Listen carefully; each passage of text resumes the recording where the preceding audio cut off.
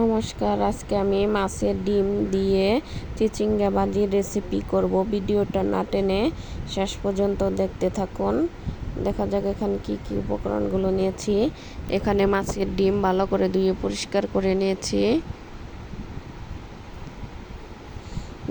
চিচিঙ্গা এরকম করে কেটে ভালো করে ধুয়ে পরিষ্কার করে নিয়েছি। এখানে নিয়েছি পেঁয়াজ কুচি আর কাঁচামরিচের ফালি। কড়াই বসিয়ে দিয়েছি। কড়াইটা গরম হলে দিয়ে দিব তেল। তেলটা গরম হলে দিয়ে দিব এর মধ্যে অল্প একটু হলুদ গুঁড়া আর একটু লবণ। এখন মাছের ডিমটা ভেজে নেব। এভাবে অনবরত নেড়ে চেড়ে ডিমটাকে ভেজে নেব।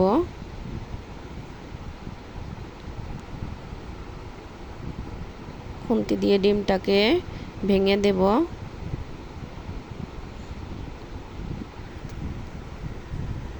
এভাবে অনবরত নেড়ে চেড়ে ডিমটাকে ভাজতে হবে আর খুন্তি দিয়ে মাছের ডিমটাকে ভেঙে দিতে হবে।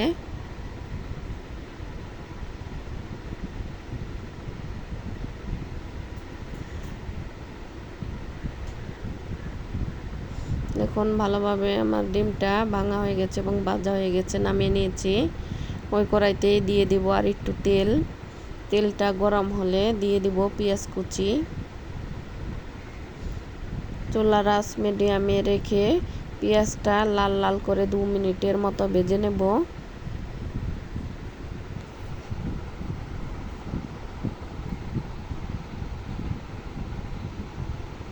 এখন দিয়ে দেব কাঁচামরিচের ফালি।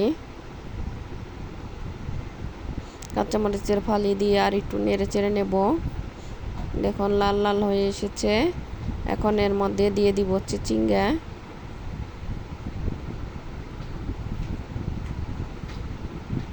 নেড়ে চেড়ে মিশিয়ে নেব।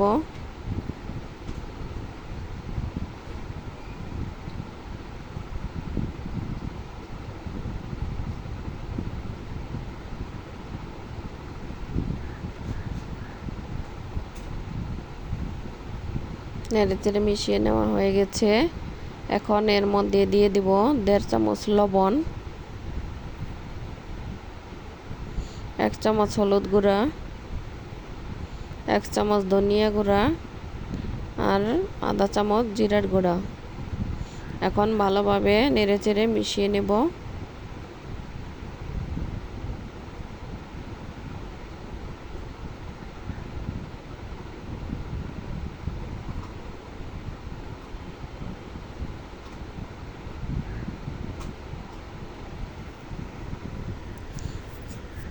আমি যেভাবে ভাজিটা করছি এভাবে ভাজি করে খেয়ে দেখবেন, ভালো লাগবে।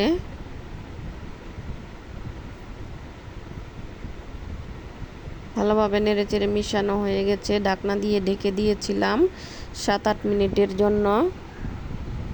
চুলার আঁচ মিডিয়ামে রেখে আমি ঢাকনা সরিয়ে আরও 4-5 বার নেড়ে দিয়েছিলাম যাতে ভাজিটা নিচে লেগে না যায়।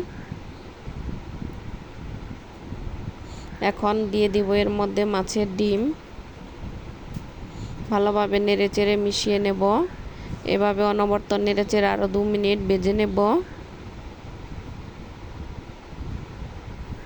ঢাকনা দিয়ে ঢেকে দিয়েছিলাম 8 মিনিটের জন্য, আর এখন আরও 2 মিনিট ভেজে নেব।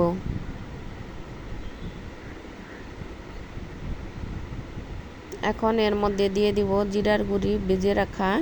এখন নেড়েচেড়ে মিশিয়ে নিলেই হয়ে যাবে এই ভাজিটি।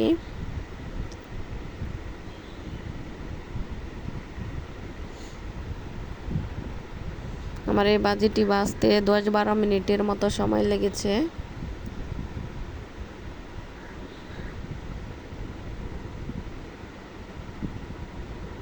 এখন নামিয়ে নেব।